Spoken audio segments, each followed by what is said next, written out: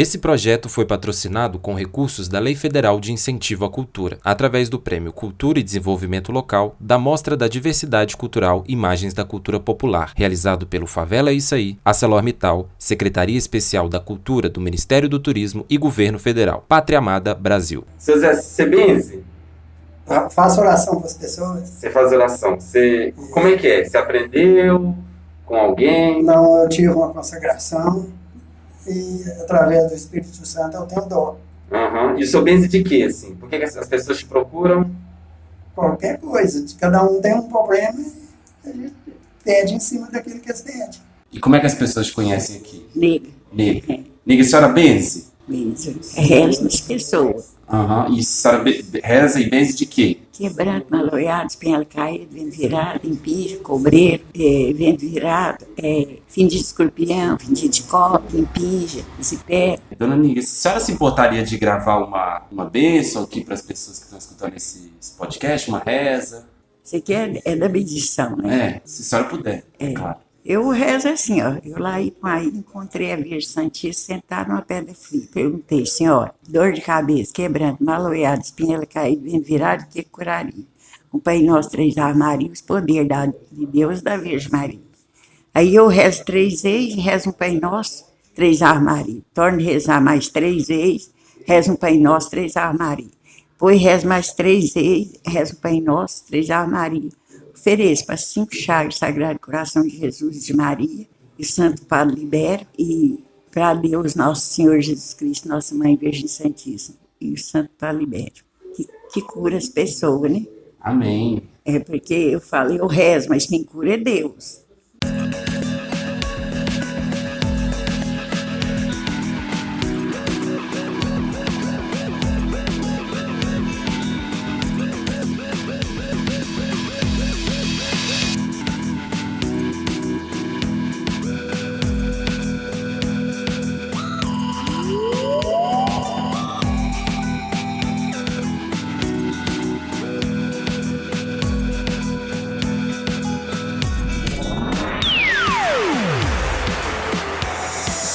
Seja bem-vindo ao 6º episódio do Podcast da Abadia, o podcast cultural de Martinho Campos.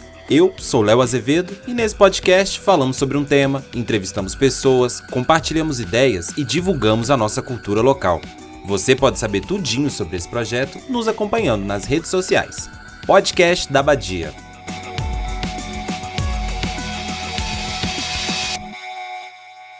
Para proteger a criança logo nos primeiros dias, para afastar todo o mal-olhado e energia ruim, para ajudar o seu anjo de guarda, para pedir uma luz no seu caminho, para sarar aquela dorzinha chata, para continuar respeitando e valorizar nossa cultura, toda a reza vale. Hoje falamos sobre uma tradição muito antiga e muito importante para a nossa cultura local.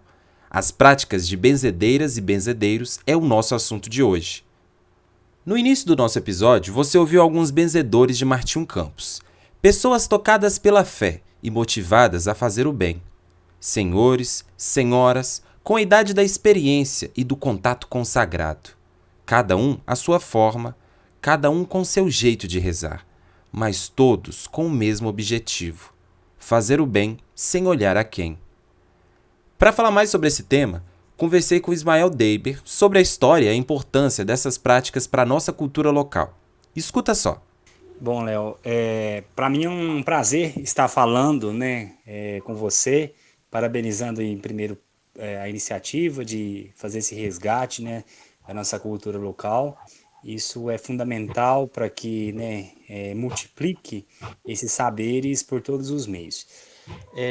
Eu sou, então, Ismael Deiber, eu moro, né, em Albert Isaacson, que é um dos distritos, né, aqui do nosso município de Martinho Campos. É o distrito que fica, né, assim, um pouco mais afastado da sede, a 30 quilômetros de distância, que tem seu núcleo urbano aí com cerca de 1.500 moradores. E hoje eu estou presidente do Conselho de Desenvolvimento Comunitário aqui do distrito de Albert Isakson, que é uma associação que foi criada em 1987 e que tem por objetivo representar a comunidade nos diversos espaços, né, de deliberação, como também promover ações que facilitem aí a interação entre as pessoas do local, a valorização da cultura e também realizar aí atividades que favoreçam o desenvolvimento local. Também como formação, sou cientista político e tenho uma atuação desde jovem na Igreja Católica, nas pastorais sociais e também de forma mais específica, né, muito marcante durante o período que eu estive na universidade e também agora, né, como profissional, eu exerço a atividade de agente de pastoral, né, no âmbito universitário, que tem trazido para mim também muitas experiências significativas do encontro, né, entre esse ambiente do conhecimento mais formal, mais organizado, mas também levando comigo todo toda essa riqueza, né, da cultura, que é dos saberes populares, da cultura local, do lugar onde eu cresci, me criei e tenho como referência. Mas, Mael, é um prazerão, assim, estar conversando com você, né, assim, uma figura que acho que uma geração inteira tem como inspiração, assim, posso dizer, né, embora a gente tenha pouco tempo de diferença de idade, assim. A gente vai conversar hoje sobre um aspecto bem importante da nossa cultura, né, e a gente vai focalizar, né, numa expressão, né, dessas práticas religiosas que a gente tem, que a gente vai falar um pouquinho sobre a tradição e a prática, né, das benzedeiras e dos benzedeiros em Martinho Campos, assim. E acho que não tem como começar essa conversa sem essa pergunta, né? Você conhece alguma benzedeira? Você tem alguma benzedeira de confiança? Inclusive, Léo, eu fui assim, criado, né, no distrito de Albert Isakson, aqui, conheço várias benzedeiras e sendo levado, né, pela minha mãe em diversas ocasiões para também ser benzido, por diversos motivos, né, assim como aqui, né, a gente até cita quebrante, mal olhado, né, espinhela caída. Então eu cresci sendo, né, assim, benzido por essas senhoras, para aí ter essa, como se diz, esse benefício que é dessa intercessão, né, que essas senhoras fazem com tanta doação, com tanto carinho. Então eu conheço sim várias benzedeiras e sempre que ainda, né, tenho aí alguma situação em que, né, julgo ser importante uma benzição, uma reza, uma intercessão, né, por uma dessas senhoras, eu ainda vou até elas para que elas, né, assim, possam fazer essa boa ação comigo. Bom, Ismael, do ponto de vista religioso, assim, as benzedeiras e suas práticas, elas estão vinculadas diretamente com uma única expressão religiosa? Léo, essa pergunta, ela nos traz um horizonte muito interessante para conhecermos, né, como essa manifestação cultural, inclusive, foi se disseminando pelo nosso país. Nós temos aí um passado de colonialismo e depois, né, de longos anos de império, em que a religião oficial do nosso país foi o catolicismo. Era um estado que professava, né, assim, oficialmente o catolicismo como a sua religião, a única religião, e essas manifestações, né, da benzição, elas são conhecidas, né, como um amálgama entre diversas religiões, diversas manifestações de relação com o sagrado. É o que nós chamamos aí mais relacionado ao estudo das religiões como um sincretismo religioso entre essas diversas expressões de relação com o sagrado. Então, o que acontece é que não está diretamente vinculada a uma só religião. Ela perpassa, né, assim, por uma passagem muito forte, né, assim, de uma expressão com o catolicismo, mas traz também características, né, de religiões de matriz africana, pois, né, assim, essas tradições de uso, né, dessa comunicação com Deus para, né, trazer bênçãos, ela é presente na Igreja Católica, mas o uso de ervas, né, o uso de orações específicas, elas também procedem dessas religiões de matriz africana e são tradicionais tradicionalmente, né, foram tradicionalmente disseminadas por pessoas que foram, inclusive, escravizadas durante o tempo em que houve a escravidão legal no nosso país. Então, era comum, né, assim, conta a história, que era comum que nas senzalas, né, das grandes fazendas, haviam ali aquelas senhoras e mesmo aqueles senhores mais velhos que dominavam, né, esses conhecimentos acerca de como se comunicar, se conectar com o sagrado para pedir bênçãos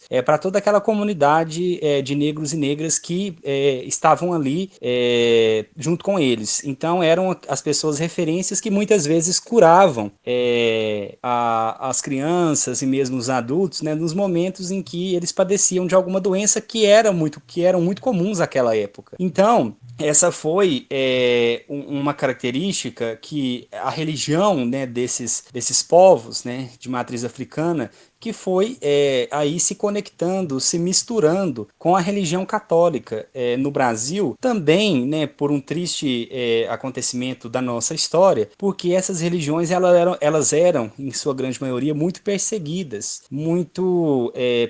pelo próprio Estado brasileiro, né, assim, não era permitido que houvesse o culto a essas religiões, o que então fez com que esse amálgama com a religião católica, que era a religião oficial do Estado, fosse acontecendo até mesmo como uma estratégia de resistência dessas comunidades, dessas pessoas que traziam esses conhecimentos. Então, quando houve lá a proclamação da República, em 1889, a religião católica deixa de ser a religião oficial do Estado, ou seja, é proclamada a República e o princípio do Estado laico ele é consagrado na primeira Constituição que houve logo após a proclamação da República. Só que o que acontece? Aquela sociedade, né, totalmente enraizada naquela concepção de perseguição às religiões de matriz africana ainda iria, né, assim, perdurar com aquela concepção durante muitos anos.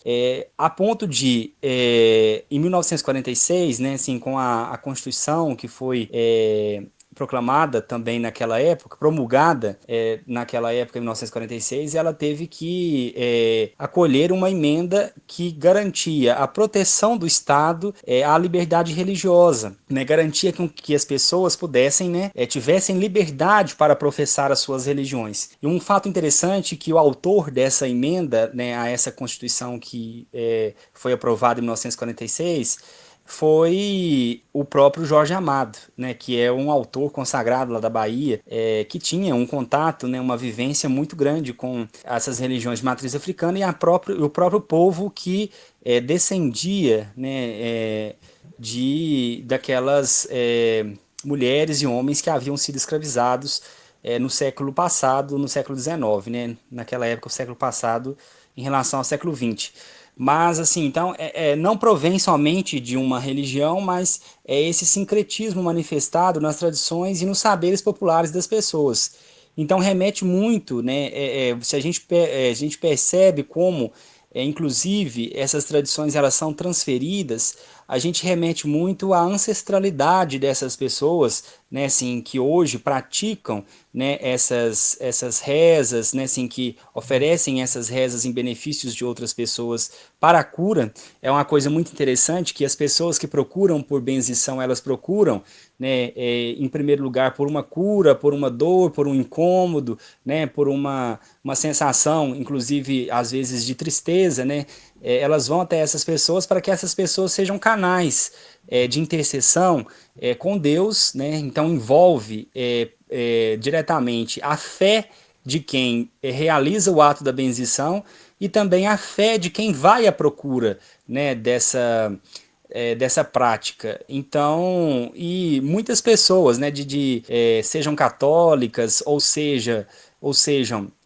de outras religiões, né, elas procuram, né, muitas vezes essas senhoras e esses senhores que fazem essas práticas de benzição para se sentirem, inclusive, bem espiritualmente e poderem, né, assim, ainda fortalecer essa importante prática da nossa cultura. E que, né, no nosso município ainda é bastante presente, não só por mulheres, mas também por homens. né, se a gente pega e faz um panorama, um mapeamento, né, de quem são essas pessoas que fazem essa prática, a gente, claro, vai perceber que há um protagonismo das mulheres, justamente por serem, né, também mais abertas a esse cuidado com o próximo, né, e também mais abertas a essa recepção das tradições que são repassadas de geração em geração. Mas existem também, né, assim, não só é interessante ressaltar que na nossa cultura local eles benzem não só diretamente a pessoa, mas também muitas vezes para afastar algum mal. Por exemplo, assim, se a gente tem muita tradição, né, principalmente na zona rural, onde há, por exemplo, a infestação de cobras, aí se recorre a essa sabedoria popular dessas pessoas para que essa pessoa faça uma benzição daquele lugar, para que as cobras não se aproximem mais, muitas vezes das casas, nas fazendas, e isso, né, retrata muito uma fé em Deus, uma conexão, né, para que Deus afaste mesmo o mal. Está então totalmente, essa prática da benzição está totalmente encarnada no fazer o bem. É uma prática que se justifica pelo bem.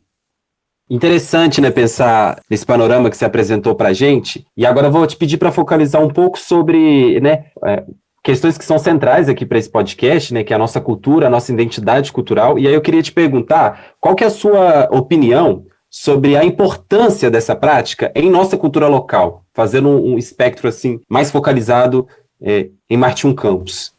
Léo, se a gente para e analisa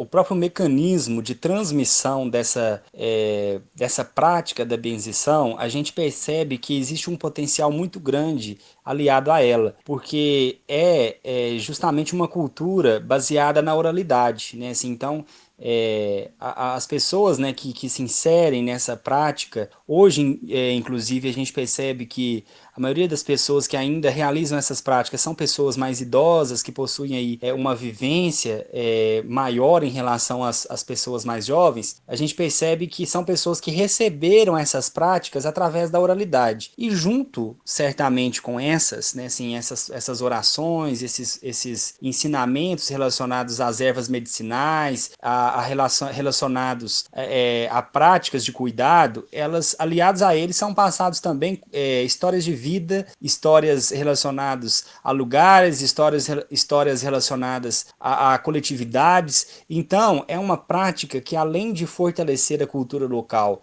né, por criar também uma rede de pessoas de referência na comunidade, porque hoje, né, assim, se a gente para e analisa quem são as benzedeiras, né, quem são as pessoas, os senhores, inclusive as senhoras que fazem essa prática de benzição, são pessoas, são mestres da cultura popular, né, se a gente analisa, porque tem um conhecimento muito grande acerca dessas práticas, mas também acerca da cultura local, porque são pessoas muito abertas, né, assim, a receber esses conhecimentos, e junto deles sempre vem histórias de vida, né? Eles também fazem, né, menção muitas vezes aos seus ancestrais que também tinham essas práticas e que também eram pessoas de referências nas comunidades. Então, junto a essas, né, assim, práticas, vem sempre muitas histórias relacionadas muitas vezes também à construção das identidades. E por isso é muito importante valorizar essas pessoas como realmente mestres da cultura popular, para que, né, assim, ao nos aproximarmos deles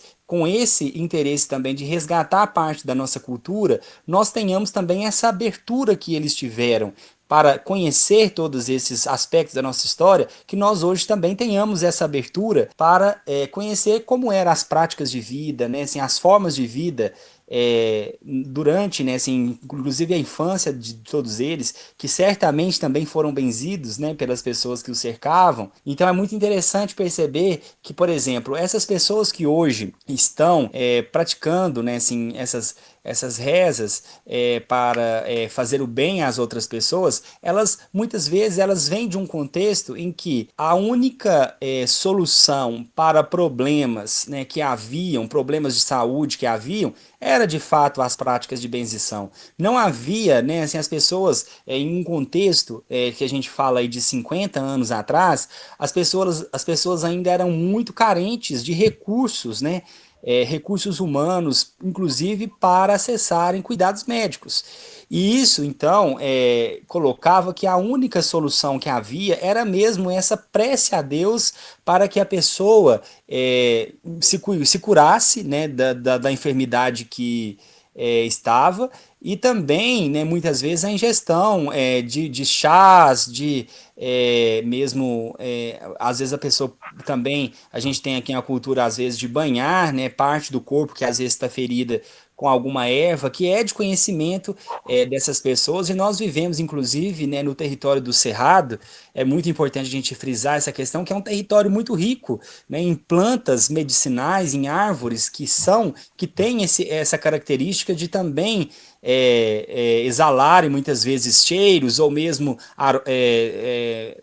líquidos, né, assim, que fazem, bem usados, né, por pessoas que conhecem de fato essas práticas medicinais, elas têm esse potencial de cura. E é interessante também notar que essas pessoas que praticam essas rezas, né, de bendição, elas também são conhecedoras dessas práticas de uso dessas ervas medicinais. Então é interessante como que essas pessoas, elas funcionam, né, assim, muitas vezes, né, como esses polos de recepção dessa cultura do cuidado nessas nossas comunidades aqui do nosso município de Martim Campos. Então é fundamental que a gente volte o nosso olhar para essas pessoas e os reconhecemos, para que nós possamos reconhecê-los mesmo como mestres da nossa cultura popular, dos saberes populares aqui na nossa comunidade. E aí você já está falando um pouco sobre valorização, assim, né? E a minha próxima pergunta, ela tem muito esse sentido, né? Que, na sua opinião, você acredita, né, que as pessoas, elas recorrem a essas práticas atualmente de benzição com a mesma frequência que anos atrás, assim? E por quê? Olha, Léo, essa pergunta também ela faz um questionamento que incentiva a gente a olhar o cenário que nós vivemos na nossa sociedade. Apesar de vivermos, né, no meio rural, assim, não no meio rural propriamente em termos de classificação aí pelo IBGE, digamos assim, mas por vivermos, né, em cidades numa cidade que é do interior e que ainda guarda traços de uma cultura popular muito marcante, mas mesmo assim a gente ainda está hoje em dia com as novas tecnologias, a gente está conectado ao mundo inteiro.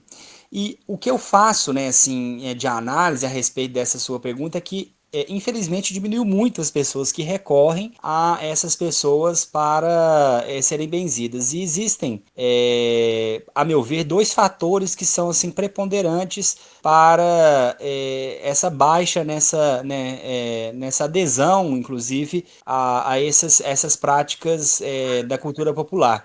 Que é uma desses motivos o aumento do secularismo, ou seja, as pessoas estão cada dia se tornando mais, quer dizer, menos adeptas às religiões e mesmo às crenças, né? Assim, nós temos um mundo hoje que é muito menos religioso do que éramos, né, assim, há 50 anos atrás. Isso sem sombra de dúvidas, né? As pessoas hoje elas aderem menos às práticas religiosas do que aderiam há tempos atrás. Então o secularismo, o avanço desse secularismo é um dos motivos que fazem as pessoas a não procurarem a essas práticas de benzição, mas também um aspecto muito importante e positivo, a meu ver, que é a disseminação nos territórios, né, dos equipamentos de proteção social que não haviam décadas atrás, como, por exemplo, a Unidade Básica de Saúde, onde existem profissionais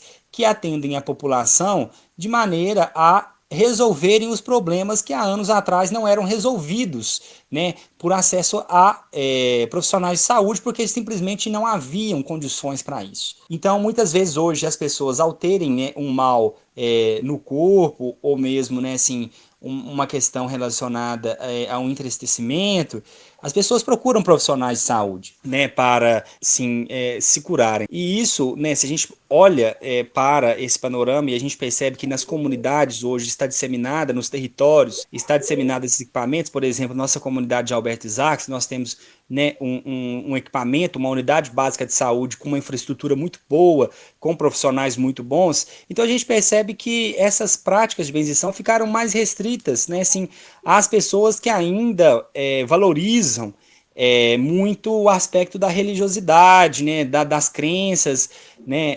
para aderirem também a essas práticas, mas que não precisam ser concorrentes, a meu ver, né? Inclusive há um entendimento, né, no Sistema Único de Saúde de que essas práticas dos saberes tradicionais elas funcionem como, né, práticas complementares aos cuidados de saúde que são prestados nos equipamentos, né, de referência do nosso Sistema Único de Saúde. Então, o que acontece é que eu, como, né, um cidadão que hoje brasileiro está aí com os direitos, né, de acessar ao Sistema Único de Saúde, né, com os profissionais de saúde que são aí compostos por equipes multiprofissionais, eu, né, assim, acesso a essas, por exemplo, a esses atendimentos que são realizados, mas também, né, posso complementarmente acessar a essas pessoas para que elas possam fazer essa boa ação, conectando-se ao sagrado, fazendo preces para que eu me livre, por exemplo, de alguma enfermidade que tenha. Então são práticas complementares. E é interessante ressaltar que há um esforço, né, assim, no âmbito do sistema de saúde para o reconhecimento dessas pessoas, né, como mestres da cultura local que contribuem para a qualidade de vida e o bem-estar das pessoas. Então, se a gente percebe, né, assim, muitas vezes, numa comunidade, os grupos, os vínculos estão muito fortes com essas pessoas elas precisam ser aliadas, né, assim, dos profissionais de saúde para que, inclusive, possam identificar quem são aquelas pessoas que muitas vezes estão precisando de um atendimento profissional, de um atendimento médico, mas não estão acessando esse equipamento. Então, eu acho que tem um potencial muito grande aí para que esses mestres da nossa cultura popular sejam aliados dos agentes comunitários de saúde, sejam aliados das equipes, né, das unidades básicas de saúde, para que haja realmente essa confluência, né, de esforços para o bem-estar e a qualidade de vida da população. Então, assim, eu acho que hoje nós recorremos menos a essas pessoas, a essas práticas, a esses saberes, mas podemos, né, inclusive com esse nosso interesse em conhecer essas pessoas, em resgatar a memória, né, os saberes que eles têm, valorizar e colocar em evidência na nossa comunidade essas pessoas que inclusive podem, né, ter aí suas práticas alargadas, né, multiplicadas em termos aí de conhecimento para a nossa comunidade. Bom, o desafio da cultura não é continuar sempre a mesma, mas seguir o curso da vida e dos viventes. Ismael, foi um prazerzão conversar com você. Agradecido muito por ter aceitado, topado a ideia com a gente. Você quer mandar um beijo, um abraço? Olha, eu queria mandar um abraço aí para todos, né, martium-campenses que se empenham em valorizar a cultura local, que é uma cultura muito rica. Eu acho que, né, nós temos que, como você falou, né, Léo, a gente tem que ter esse esforço de conhecer os aspectos principais da nossa cultura, mas também aqueles, né, assim, que são contados, que participam ali, que são, né, memórias das pessoas e valorizá-los como parte dessa nossa cultura, que muitas vezes não, né, estampa sites, que não estão nas páginas dos livros, mas que estão na memória das pessoas, né? E que é muito importante valorizar para que a gente possa construir um presente e também almejar um futuro em que todos sejam valorizados pelo que são, né? Todos sejam valorizados por aquilo que podem contribuir com a comunidade, pelo alargamento da cidadania no nosso município. Eu acho que nós temos que fazer esse esforço, né, de valorizar essas pessoas e suas práticas. Gostaria de agradecer o Ismael Deiber pelo carinho e atenção com o nosso projeto, e a todos e todas benzedeiros que conversei para realizar esse programa. Chegamos ao final dessa temporada. Ufa, que missão difícil! Mas tenho certeza que fechamos com chave de ouro. O podcast da Abadia tem produção de Raquel de Medeiros, direção de áudio de Laila Policarpo e a arte desse episódio é de Tatiana Lima. Um muito obrigado a essa equipe incrível que me acompanhou durante toda a temporada. Obrigado você também, caro ouvinte. Sua companhia é sempre especial. O podcast vai estar aqui. Então, se sentir saudade, volta. Escuta de novo, relembra outros episódios. Vamos continuar nossa conversa sobre o nosso patrimônio cultural. E se você chegou agora, pode ficar à vontade para escutar os outros episódios. Mais uma vez, obrigado a todas as forças do universo, a você e à equipe desse edital. É muito importante poder realizar um projeto artístico-cultural falando sobre a cidade que você ama, odeia, defende, fala mal, adora, sente saudade, quer sair, quer voltar, enfim, a cidade que eu tenho marcada no meu coração. Antes de ir, deixo você com nossa última pergunta.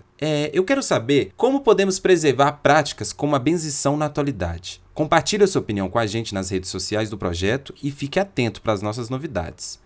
Até breve, ou melhor, quem sabe até uma segunda temporada? Tchau, tchau!